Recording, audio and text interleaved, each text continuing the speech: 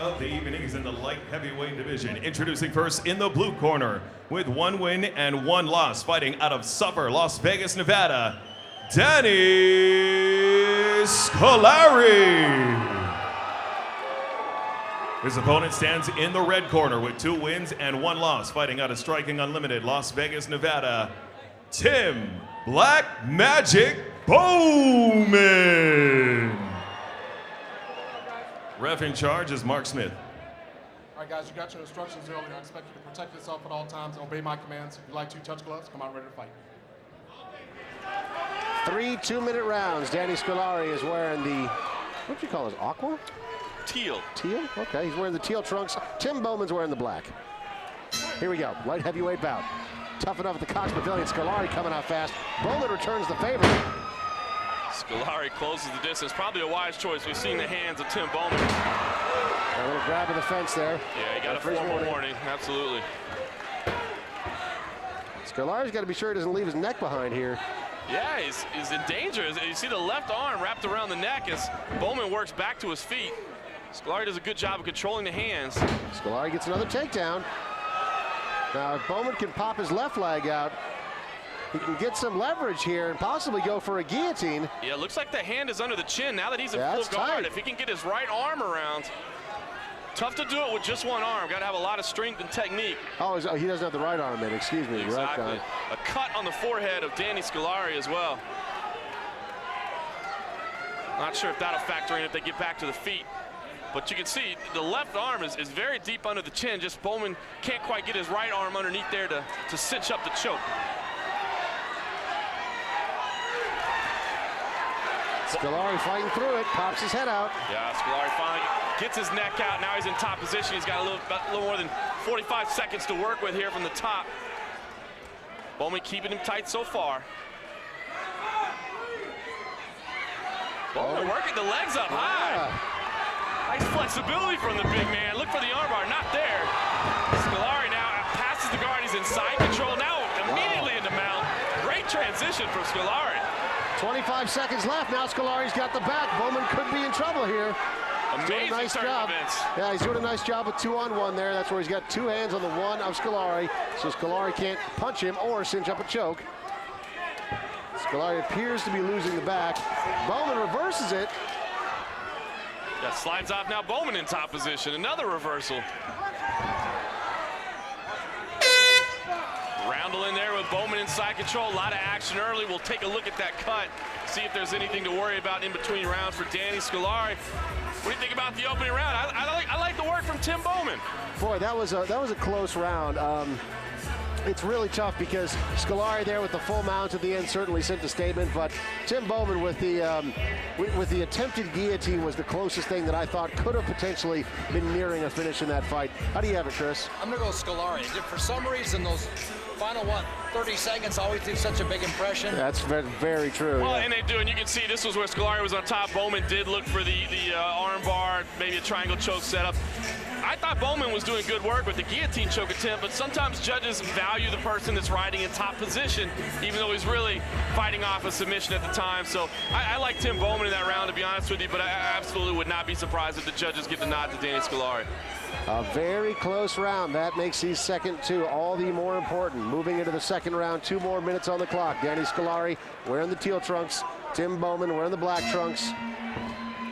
Tuff-N-Uff live here at the Cox Pavilion tonight in Las Vegas. Bowman with the swinging kick. Scolari immediately looking for another takedown. Yeah, you can see where he wants this fight. He gets it there quickly in round 2. Sets up in side control. Much better start to the round for Danny Scolari. Interestingly, Scolari listed his fighting style as a boxer. We haven't seen much boxing from him tonight.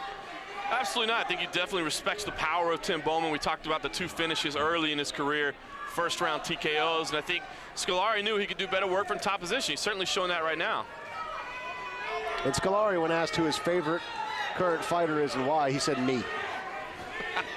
He did not explain why. Gotta like the confidence. Me too. Scolari again, inside control right now, throwing knees to the body. It's Tim Bowman. Over a minute remaining here in this second round. Big knees to the ribs there. A few punches to the face. Bowman just flat on his back in this round. He's put his feet on the wall as he's, trying to create some space, but man, his hips are flat.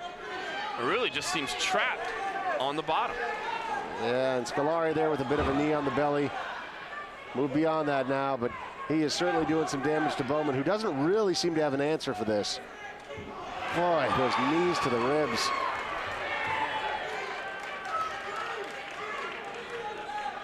Not sure what the warning was there from Mark Smith. Maybe I wouldn't be surprised if he was just telling Bowman he needs to get busy. And this is the type of round he's had nothing. Now Scolari in back control. Bowman's trying to roll. It does come out the back. Now he's going to set up a top position, but just 14 seconds left. Trying to advance to mount. So we hear the clapper for the final 10 seconds. I don't think he's going to be able to do enough to overcome what Danny Scolari did for the opening minute and 45 seconds of that round.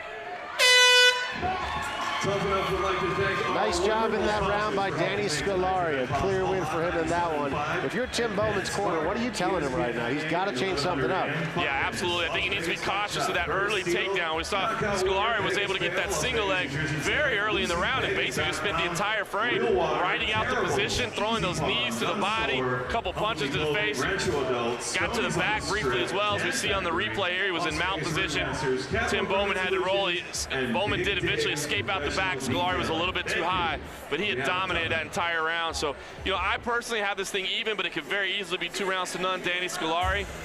Bowman needs to finish. He needs to be aware of that takedown early on. Any chance the judges could have scored that a 10-8 round in the favor of Scolari? I think it's very possible. I think had we not seen the reversal at the very end, that's probably what saved Tim Bowman in my book from getting a 10-8. The fact that he did get a sweep at the end, he did finish in top position, but it was certainly possible. Third and final round. Danny Scolari wearing the teal, Tim Bowman wearing the black. Oh boy, this is interesting. 1 point being taken right now from Tim Bowman, and I'm not exactly sure why. Deducted from the red corner for grabbing the cage. For grabbing the cage with his feet. Huh. Interesting. I guess he deducted it between rounds. Well, that changes everything. Yeah, that means that Bowman has got to get a knockout or a submission in this third and final round. He cannot let this one go to the judges' scorecards. Yeah, absolutely, because even if, nice right hand from Danny Scolari. Boy, they're slugging it out now, aren't they? Yeah, Bowman was grabbing onto the cage with his feet as we see the beautiful, sweet takedown by Danny Scolari. And I guess the deduction was made at the close of the round. And that might have been what the warning was. We did see Mark Smith come in and say something, and we weren't sure what it was, and I imagine that's what it was for. Boy, more of those driving knees to the ribs, those cannot feel good. I'm not so sure if I believe Danny Scolari is a boxer. He actually has a patch on his shirt that says University of Grappling. Trying to throw us all off. Now, the back again. Now, we saw in round 2, he got too high, and Bowman was able to come out the back. This time, he doesn't go too high, but he does let Bowman get back to his feet. But Scolari remains tied to the hips there. Big takedown.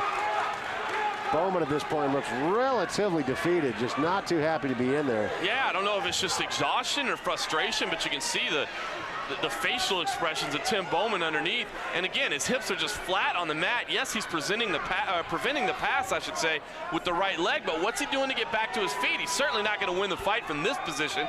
And I don't know if that's just exhaustion, frustration, or what, but he's just not doing anything underneath.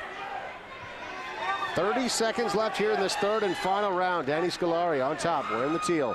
Yeah, and you can see Scolari is going to throw a couple short little left hands. I'm sure he's kind of tired as well, but he's going to be more than happy to just ride position out there in the top as he does throw a couple of little short hammer fists to the side of the face. It's just mean. Yeah, that's just like a backhand slap there. There's not even a punch. It's just disrespect. Final 10 seconds.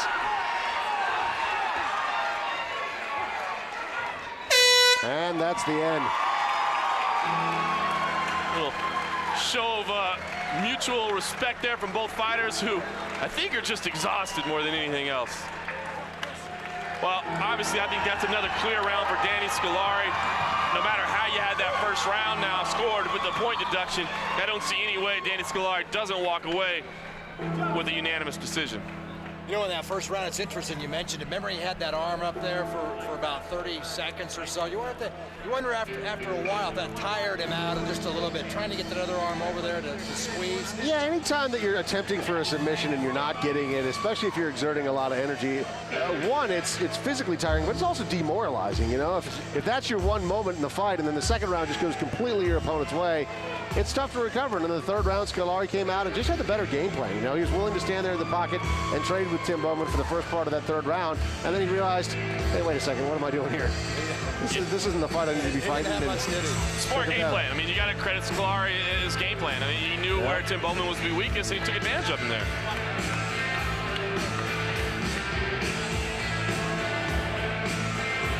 We assume. We haven't heard the official result yet, but let's hope. Ladies and gentlemen, after 3 rounds of combat, we have your winner by unanimous decision, the blue corner, Danny Scolari. Big win for Scolari tonight. More bantamweights coming up. You bet. We'll be right back to Tuff-N-Uff here in Las Vegas.